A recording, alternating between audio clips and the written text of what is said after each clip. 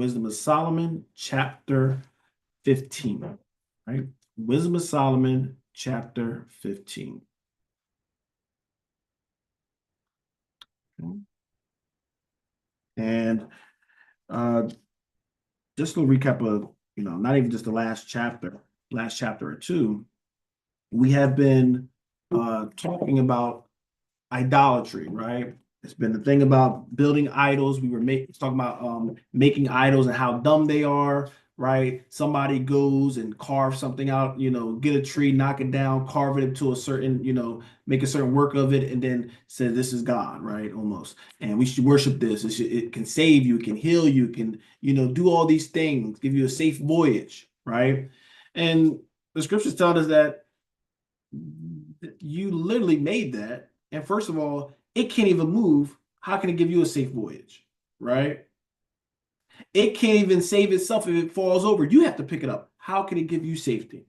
All right. So really just breaking it down a logical, simplistic manner, as in, why do you believe what you believe? It makes no sense. Okay. It literally can't do nothing. You created, and you put all these emphasis behind it to make it something that it's not. All right.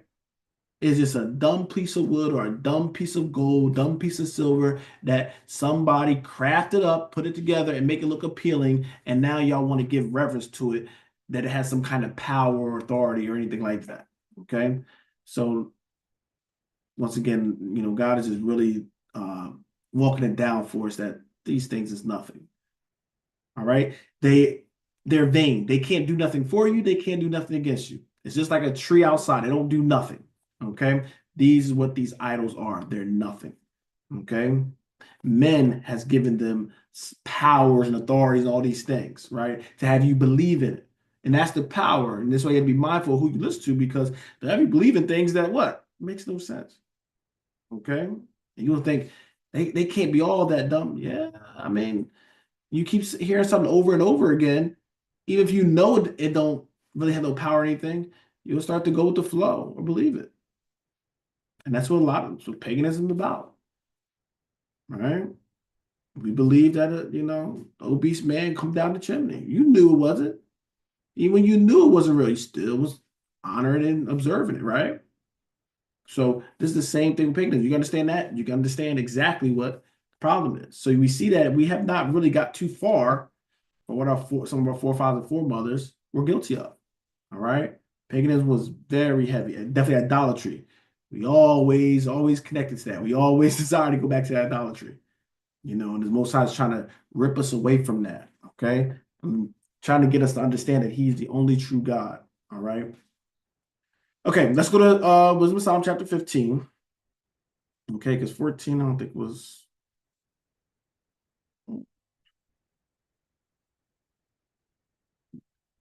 Yeah, we don't. All right, we're just gonna go to the chapter at hand, chapter 15. Suppose you have something, bring it out.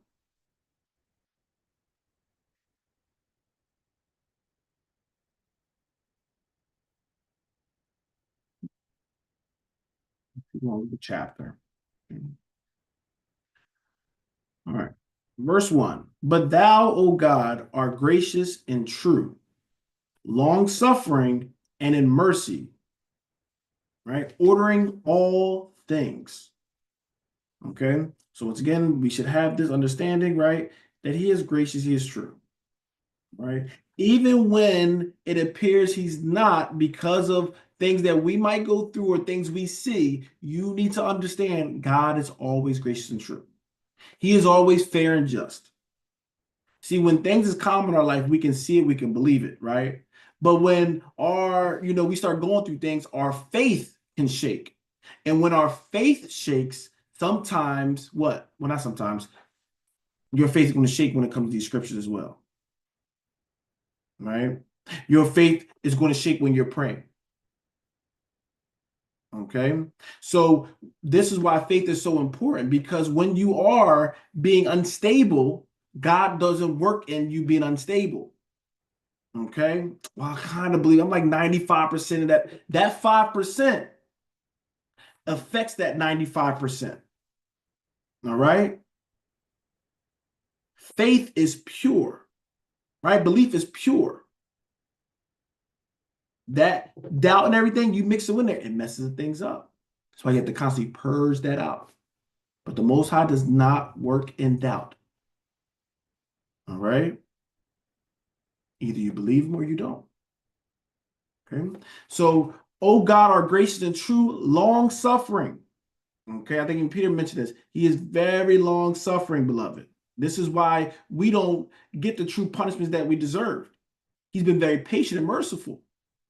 And sometimes it seems to a fault because he's not whacking people as soon as they do something wrong. People think, oh, I got away with it. Okay. Oh, God ain't real, because if he was real, he would have been, punished me for this. But they don't know the scriptures already talk about that. Because he don't execute judgment right away, they feel, God ain't watching. I can do whatever I want. Okay. No, he's just waiting. Because the judgment's going to happen regardless. It's in our best interest if we what? Serve the Most High. But the judgment's happening whether we do it or not. We're all going to have to come to that judgment. Okay? So he's long-suffering and in mercy ordering all things. Okay? So he has a little song we used to sing back then. He has the whole world in his hands. He does. Okay? Care how the world looks, he is still the one orchestrating things. Anytime he wants something to stop, it will stop. Okay? I like to use he's suffering it to be. Okay? I like to use his perfect will, as in, he desire that we do right. We're not doing it, but some things he is suffering or allowing to be. Okay? Verse 2. For if we sin, we are thine, knowing thy power, but we will not sin, knowing that we are counted thine. All right? We belong to the Most High. That's how we feel. Even when we fall. Beloved, you should pray to fall in his hands. That's what King David did when he messed up. Punishment was happening, saying, Lord, I fall in your hands. Why? Because David understood what? Right? He understood mercy. I'd rather fall in your hands because you're merciful. See, you fall in some other people's hands, they're not merciful. They're not forgiving. They might not be long suffering. But in God's hands, he's merciful. Okay? But we sin, right? But we know your power. We know your power of forgiveness. We know your power of atonement. But what? But we will not sin. Knowing that what? We are counted out. Knowing that we belong to you. Knowing that we supposed to be reflecting you, right? And being representatives of you, right? We're your children. Because we have that reputation that we're supposed to carry your name in a certain way, we're not going to sin. We're not going to have that desire to sin. We're not, as Paul said, continuous in that grace may abound. See, we're not trying to do those things and walk lawlessly, right? Because we're yours. We belong to you. And you don't desire that for us. Verse 3, for to know thee is perfect righteousness. Yea, to know thy power is the root of immortality. All right? To know thee, listen, beloved, to know thee is perfect righteousness. Okay? This is what this whole thing's about. This whole walk is about knowing him. We're reading so we know him. To know him is complete righteousness. But the knowing is just not hearing, but what?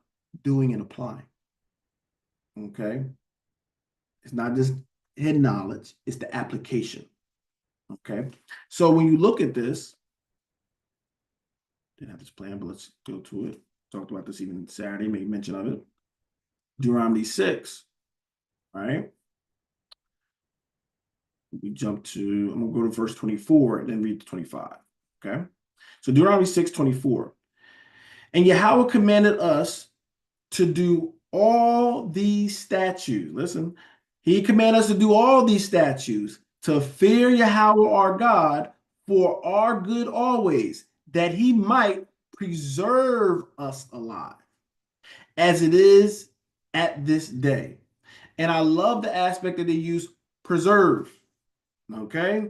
If we did the commandments, it preserves us. Okay? The next day in life, it preserves us. That's how we get that life. All right. So these things preserve us. Verse 25, and it shall be our righteousness. So he's talking about things he's talking about. If we observe to do all these commandments before Yahweh our God, as he have commanded us. All right. So that was our righteousness, our righteousness. If we observe the commandments that he given to us. Okay. And remember what Paul talked about now is, well, you got the commandments, but also in the commandments and those laws and things, it tells you what? There's a Messiah that's going to come. You have to believe in him. So we need to do this, adding also what? Christ. Okay. Now we can go back to Wisdom of Solomon. For to know thee is perfect righteousness. So how does the Most High show or display to what? Get to know him. Because we got scripture saying what? His ways is not our ways. His thoughts are not our thoughts. So he's already showing you we on two different scales, right? We're totally, when it comes to knowledge, we are nothing, right? He is knowledge. He is wisdom. And we're just lowly, dumb idiots compared to that. So how, but it's saying here, to know thee is perfect righteousness. How do we get to know him? What did he set up to get to know him? Commandments and his laws and the statutes. Brother Mike didn't know him from just his mindset. No, my brain will be going against God. I'll be going to what? My own understanding. Well, I don't think this is wrong, so it ain't wrong. See, that's what messes people up. But God says, this is what I desire from you. So now I know what God thinks. Well, man to man. Well, you say you don't like that. You take something that you say you don't like that. I get to know him and I apply the things, the knowledge that he's giving me. That's how I will get perfect or complete righteousness. All right? That's walking in the Spirit. Walking in the Spirit is doing what the Spirit is telling you. He's given us his word, right, for us to do. When we're doing it, we're walking in the Spirit. And if you're walking in the Spirit, right, you won't fall in the flesh. All right. So we think, oh, when you walk in the Spirit, you'll be condemned in the flesh. See, I'm just walking in the Spirit, but you breaking God's law and you're saying you're walking in the Spirit. No, it's conflict. When I'm walking in the Spirit, I'm not breaking the things. I'm not doing the things of the flesh of what my mind want to do. See, it's the mindset. Our flesh want to do what it wants when it want to do it at its time. It wants to be its own ruler, its own God. That's what it wants to do. That's your flesh desire to do. Your spirit have to get the flesh in order and say, nope, not thy will, but thine will. It's not what Mike want to do, it's what you want to do. Friday night, beloved, if it was up to us, we could be doing some things Friday night. We could be doing some things Saturday. But what? Our spirit is connected to his, so our spirit submits to his. All right? And this is why we do the things that he tells us to do. And because our spirit is submitting to his, what can we be but righteous? Right? That's all righteousness is submitting to what he tells you to do. If you have a child and you've given them all these commands and they're doing the commands, are you going to call that child a bad child? No, that'd be ridiculous. Would you call that child a great or a perfect child that's doing everything you tell them to do? Yes. That's all the Most High has for us. I don't know why people complicate it, make it so like, algebra. It's very simple. Do what I say. That's the righteousness plan, okay? To know thy power is the root. Listen, to know thy power is the root of immortality, okay? So you desire that immortality and everything, you have to know thy power. You have to know who you're dealing with, know who you're serving, okay? And like I said, not just hearing it, but doing it, applying it.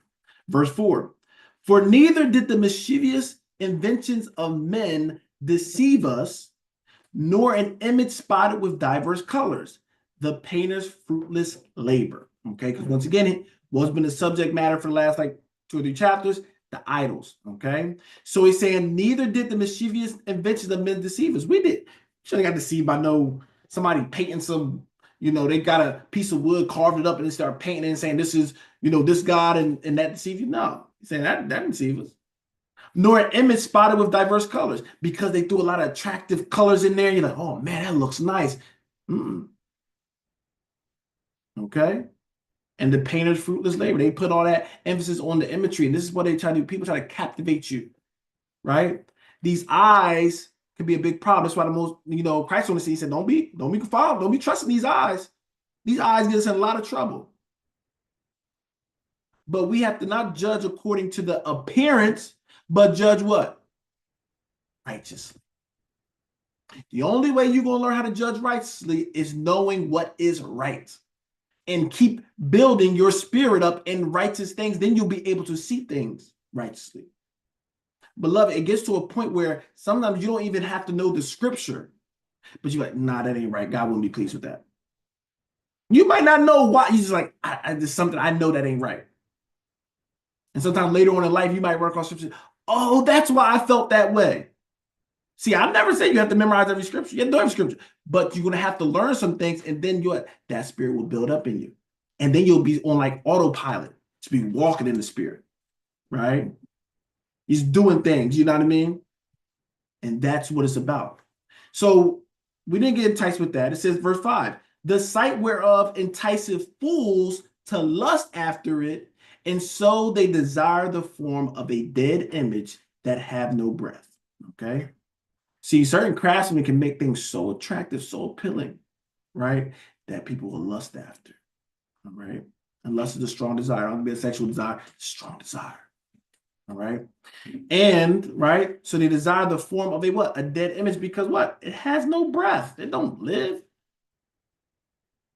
Just got a piece of gold and you made it into something. Silver, wood, you made it and you dressed up with all kinds of colors and stuff and paint. Right? But only a fool will greatly desire that and make that something. Oh, this is God now. This has power now. Only a fool going to do that.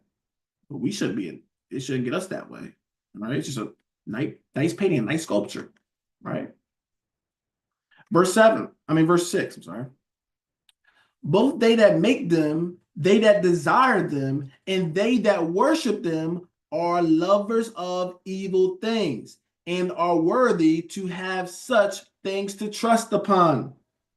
That's what he says. Both them that make them, so the person that's making these images for worship, they that desire them, those that desiring, deal with these, right? You being enticed with it. And they that worship them are lovers of what? Evil things. So don't think just because, well, I didn't create it, so I'm just worshiping. I ain't as bad. No, he's saying the creator's bad. Those that desire to look at it a certain way is bad. Definitely if you're worshiping it, bad. He's saying they're all lover of evil things. Okay? And are worthy to have such things to trust upon. And this is why the Most High laughs at us with certain things, certain calamities, right? Because we know better, and we still go and desire these things. We know what the scriptures say, and we will still go, eyes wide open, right into these things that he told us not to do. He literally lays it out, beloved. Okay? Keep going, verse 7. For the potter, tempering soft earth, right? Remember earth, ground, things of nature. Fashion every vessel with much labor for our service. Yea, of the same clay, he maketh both the vessels that serve for clean uses, and likewise also all such as serve to the contrary. But what is the use of either sort? The potter himself is the judge. All right. So a potter can have two clumps of clay. He can make one clump of clay to be a bowl or something that'd be used for good use, right? And then he'll use the other clay and form it into some image that's attractive, say, you know what, this is God. Who judged that this is this and this is that? The potter did. He created with this in mind. This is what this is going to be. Okay? So he becomes the judge of what's good and evil in his creation. I'm just keeping it that way, right? So when he's making it, oh, this is good. All right, this has power. This can do this. All right, but it's just him. Okay, making merchandise of us, beloved. Verse 8, and employing his labor lewdly, he maketh a vain god of the same clay, even he which a little before was made of earth himself, and within a little while after returneth to the same. And when his life which was lent him shall be demanded. So we was made what? From the dust of the earth. Okay, and we're going to go back to it. So he's saying he labored this thing and he made this vain God out of this same clay. All right, and the same earth that he's making this thing, he was made out of. All right, he's going to return back to it. That's all I'm saying. Okay, verse 9. Notwithstanding, his care is not that he shall have much labor, nor that his life is short, but striveth to excel goldsmith and silversmith, and endeavoreth to do like the workers in brass, and counteth it his glory to make counterfeit things. Okay, look at his desire. So he's not caring about the things we should be caring about. He's worrying about what? Excelling in his craft, being the best goldsmith, silversmith, and everything, right? To make counterfeit things. Make things that appear to have a certain value, but truly it's not. Okay? And we got to be mindful of these counterfeits. It's a lot of counterfeits in this world, right? Where is the real deal? Okay? So this is what, like I said, they're gaining, and they make merchandise of you. Of course, the goldsmith going to tell you is more important than what it is. They're going to give you a big old story about it, how it saved somebody. Somebody was in dire need, and when they held this idol and chanted some words, it saved them out of their condition, right? Because that's going to shoot the price of it, right? That's what makes, for one lump of clay, I can make $30 for making a bowl or something, or a vessel, a pouring vessel. But I make this God and give a story behind it, I can charge you $300 for it. Same thing. So if somebody ain't worried about serving God and about money and all this stuff, it's an easy thing for them. Okay. Verse 10. His heart is ashes. Yes, it is. His hope is more vile than earth, and his life of less value than the clay. You're vain. If you don't serve God, you're just a vain thing. You just some clump of clay and earth that came together on this earth, didn't do nothing, and going right back to the earth. When you're going to get destroyed, right? So we don't desire that. All right. We don't have a heart of ashes. We have the heart that the Most High has planted in us. Okay. But it's only applicable if we're doing what he tells us to do. Verse 11. For as much as he knew not his maker, in him that inspired into him an active soul, and breathed in a living spirit. So this clay person that's building these things, he should have what? He should have actually considered his creator, his maker, how his maker took his time and put life in him that he may live, instead of trying to make lifeless objects things of worship. All right, and getting the same credence and credit as his maker. In Israel, we were guilty of this as well, making these things. Verse 12. But they counted our life as pastime, and our time here a market for gain. For, say they, we must be getting every way, though it be by evil means. See the mindset? This is the mindset that people have, beloved. They're not after you, they after yours. They after what they can get from you. Right? We had a little live stream talking about the voting thing. Both parties ain't worried about you. You think they worry about you, or they worry about yours? They only deal with it when they can get something from you. They're going to get your vote out. They all in your eyes when they try to get your vote. They trying to get something from you. They after yours and not you. The teachers and preachers of God is after you and not yours. But some of these preachers and everything fall in this as well. Absolutely. Some of these churches fall in this as well. Listen, I'm going to read that part again. But they counted our life as pastime. They ain't worried about your life. Like some of the past, it ain't nothing. And our time here, a market for gain. Man, as long as Brother Kai here, I'm going to try to get as much money I can get from him as possible. They looking at you as what? Merchandise. Some of the pastors coming in, oh, I got new members, not new souls coming to God. I got new members that I, what? Can make merchandise of. Oh, there go my phone bill being paid right there. Oh, there go my new car being paid right there. Oh, there go my mansion right there with them. That's how they're viewing it. And as long as I feed them what they want to hear, they'll keep coming back. As long as I caress them in their wickedness and in their evil doing, oh, they'll come back week in, week out. But see, God's teachers, God's preachers are not that way. They're not going to caress you in evil and in wickedness. All right? But they will, right? They will tell you when you're doing things wrong, right? Encourage you to get on the right path. But we are never going to be in there just letting you stay in wickedness, evilness. No. Our job is to cry out and like I said, not to put you on blast all the time, right? It's to what? No, come on, get back to doing what thus saith the Lord. Right? If you know you ain't doing wrong and your teacher pastors let you go and all that, you already know they off. Time you doing something wrong and they just, well, so you don't worry about it. They're not worrying about your well-being. With your kids, you rebuke them, you chastise them because you love them. Because you know what the results of not chastising can do. So a teacher and preacher, they see wickedness just rampant in the church. You got this over flooding of this, particular sins, and they not saying nothing on it. They not touching the subject. They want to teach everything else. I just don't want to talk. I don't want to touch on the things that they're dealing with. The strongholds that Satan got them under, I don't want to touch that. But they talking about they love your soul. They're about you. No, you have become what? In our time here, a market for gain. They just worry about what they can get from you at that time. Okay?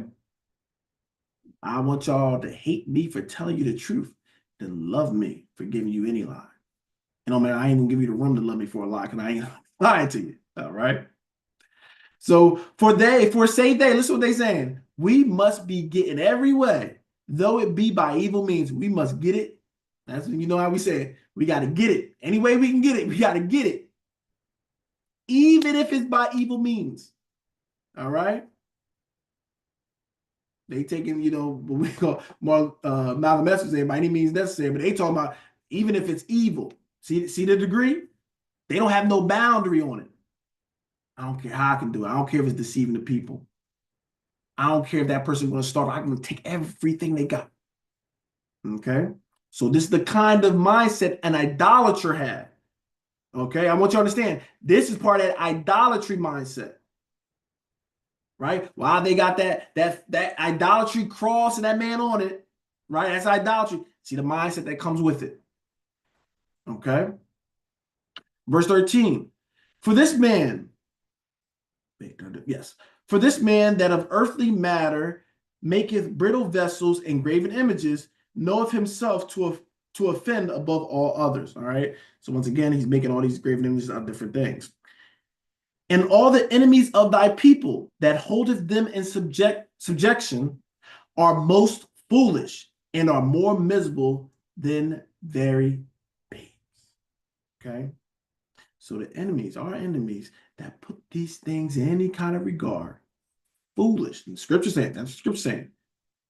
They hold them in any kind of, they are foolish and miserable than even babies. All right. You putting your faith in things that are not of God, you are foolish, beloved. You are going to drive yourself crazy. Trusting in things that don't do anything. Okay, that's a foolish thing, beloved. You bought that guy for $29.99. It couldn't pick itself up. It couldn't talk or do nothing. But you want to pray to it that it's going to do something for you. That's crazy, beloved. Right? Verse 15. For they counted all the idols of the heathen to be gods, which neither have the use of eyes to see, nor noses to draw breath, nor ears to hear, nor fingers of hands to handle, and as their feet, they are slow to go. All right. So any idol falls under it, beloved. Like I said, not just the image of something, picture of something, right? You put those emphasis behind it that it can do anything, right? Like I got a ring on, right? I got a necklace with a pendant on it, right? A lion thing. If I think that, oh my God, I'm time of trouble, I'm gonna do this, I'm gonna pray this, I'm gonna do it. If I see it as anything other than some dumb lump of gold or silver, I have now made that idolatry. Okay. So yes, first of all, you shouldn't have the cross on you chest or whatever. You shouldn't have the cross. But you have that cross and everything, and oh my God, and you hold on like it's gonna bring you something. See, no. That's what the heathens do. All right. You can call an image any name. Still, it's an image. Okay. When they made that golden calf, this is how we serve. They call it most high name. It's still what? An idol. Okay. So beloved, get away from it. All right. Get away from it. Don't do anything for you. All it's going to do is get you in trouble with the Most High. All right. You deal with idolatry, don't ask the Most High for nothing. Tell you right now, don't ask for nothing. Destroy the idol, then the Most High can start dealing with you. But if you have 1% faith in that idol, you have 100%. You're off from the Most High. Okay. 1% faith in the idol, you're 100% off from the Most High. Okay. Verse 16. For man made them. Man made it. And he that borrowed his own spirit fashioned them. But no man can make a God like unto himself. All right. So, beloved, man was made, and like I said, God put his spirit in us. Okay. We're on a borrowed spirit. This spirit we have, we can't say it's hard. God gave us this spirit, beloved. All right. The one thing they can't do, you see, they can't give that idol a spirit, can they? They can't give it breath. They can't give it life. It's one thing that they didn't give. I don't think most ever going to give that to them, but that's one thing they can't replicate. That should show you something, beloved. It don't have life in itself. It can't help you. Okay? You can call it, see it, do whatever. If it don't have life within itself, it can't do anything. Verse 17. For being mortal, he worketh a dead thing with wicked hands. Right? For he himself is better than the things which he worshiped, whereas he lived once, but they never. You're better than that clump of gold that you're fashioned to be something. You have life. It don't even have life. But we bring ourselves lower. God has made us to be above the things, the creatures and the creations on this earth. But we, with our stupidity, desire to be lower. We desire to serve the things that's lower than us. Right? Because that's what it is. You're making these images. You're making it, and then you're going to put yourself under it. Verse 18. Yea, they worship those beasts also that are most hateful. He being compared together, some are worse than others. In verse 19. Neither are they beautiful, so much as to be desired in respect of beasts. But they went without the praise of God and his blessing. Okay. So, beloved, once again, another chapter. All right. Fear God and keep his commandments. Okay. Fear God and keep his commandments. Do what thus saith the Lord. Do not get distracted by any form of idolatry. Right? Idols come in different shapes and sizes. Don't get just caught up in one that's coming to, dress up as an angel or what they consider Christ on a cross and, pray. Those are idols. But also, this little election thing, y'all creating them idols. Right? Your husband can be an idol. Wife can be an idol. Right? Your job can be an idol. Right? Your phone can be anything can be an idol. It's the mindset, beloved, that you put in these things. But Paul says what? What's to separate us from the love of God? And he concluded that nothing. He said nothing's going to separate me. Right? Things past and what? Things present and things to come. Even he said that I didn't say everything, but things even in our future. It's not going to separate me. And when we get our mind to know that nothing shall separate us from the love of God, we're gonna feel his presence. We're gonna feel it, his presence. We're gonna move different. We're gonna talk different. We're gonna walk different.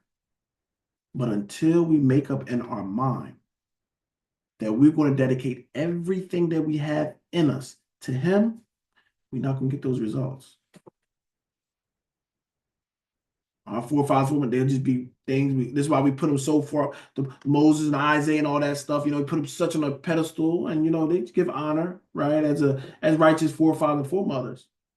But Most High didn't set it as they just go up there. No, we all can be on that mountaintop. The only thing that's different between them and us is what? They made up in their mind they're going to serve the Most High God. And some of us didn't make that up in our minds. But when we do, we're going to be just like them. We're going to see the results just like them. All right? So continue to be, challenge yourself to be better than what you were yesterday. Don't compare yourself to your brother. You be the best version of yourself yesterday. Be the best version of yourself. All right? And push yourself to be the best version every day. Okay? This is not a sprint. All right? This is a marathon. This life is a marathon. All right? The winner's not always given to what? The swift. All right?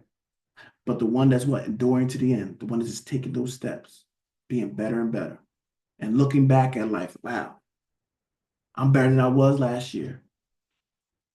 I'm better than I was 2 years ago. You just keep on doing that, beloved. And what? You'll be walking right in perfection before you know it. Okay? And that's what the Most High had for us. That's what Christ was teaching us. Okay? All right. I don't see nothing in the chat. Anybody have any questions or comments? This will be the time. Of course, those that's watching on YouTube, just so you know, I cannot see the comments while I'm on here, how the Zoom is set up. Because I know I looked and I've seen some people were commenting on the YouTube. Maybe we'll set up that somebody actually can look at that just in case people are communicating on there. But I'm not ignoring anybody. When you post certain things, I just can't see it. Just a little, for your information, okay? All right, but we will end the YouTube, all right, the live stream right now. So y'all watching on YouTube, I will say shalom, shalom.